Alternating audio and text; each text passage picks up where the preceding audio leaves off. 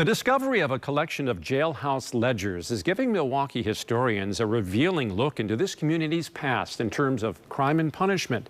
Demographic data that, as Daniela Cano discovered, is still useful today, more than 150 years since the first entries were made.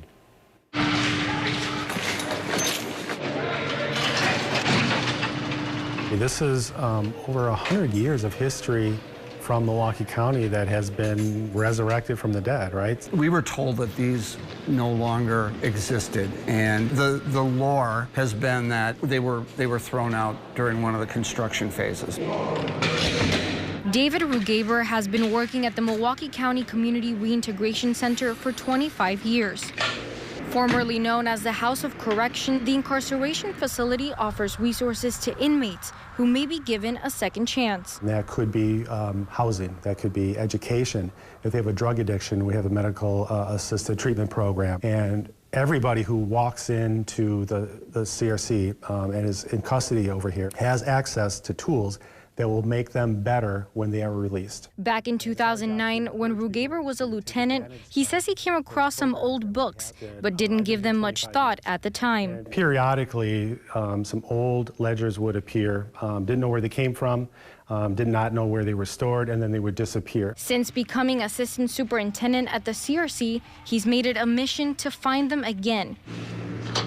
And in June, inside a walk-in safe within the Old North building, he found a piece of history thought to have been lost forever. It's hard to get to. There's only one key that opens up that door, and that key is in another safe that is housed in the administration area where only two people have access to that key. So that's the superintendent and that's the executive assistant to the superintendent. Lead archivist at the Milwaukee Historical Society, Steve Schoffer, says this discovery is quite remarkable. We were overwhelmed, frankly. You know, when we first emailed, we thought, oh, 10 books, that'll be great. Rugaber found more than 70 books inside abandoned laundry bins. All in great shape, I have to admit, for books that were, 160 years old. Some of them, they were in remarkable shape. They contain information from inmates that date as far back as 1866 and as recent as 1975.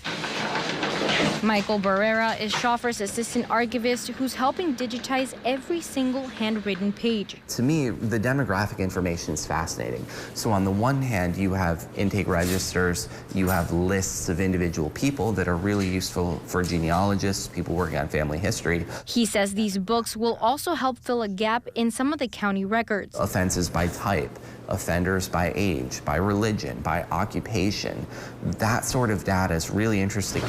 Race is like the first thing, or ethnicity, I should say, is the first thing on the list. So you get a breakdown, and then male, female, ability to read. Rugaber says he also noticed that some entries specify where inmates were born. And it really mirrors the immigration status of Milwaukee at that time. We were a city of immigrants, so there's a lot of German, there's a lot of Poles, there's a lot of Scotsmen, there's a lot of Scandinavians that were in here, which exactly mirrored the individuals that were building the city at that time. A unique piece of local history that goes beyond corrections. It offers a peek into the past. There are a few people in the book that have been pardoned by the President of the United States, and this would have been Ulysses S. Grant at the time. There's people that were pardoned by governors. One of the entries was a 12-year-old boy who was arrested for vagrancy and then sent, to an adult institution.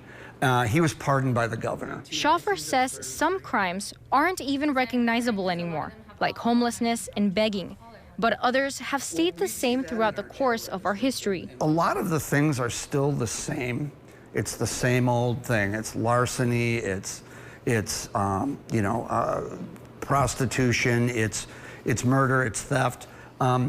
There just isn't as much gun violence. There's knife violence, though. There's a lot of drunkenness. Rugaber says it also sheds light into how their internal system has adapted over time. Currently now we have an exact date of birth, obviously, right? We have addresses, we have family members, we have information on individuals who come to visit them. We have previous incarceration information over here as well. So far, the Milwaukee County Historical Society has only been able to go through one of the ledgers. Schoffer says it will take at least a year to digitize it all. Our goal is to get the first couple indexed and scanned, and then we're going to return some of them because I understand that the CRC wants to use them for educational purposes and display.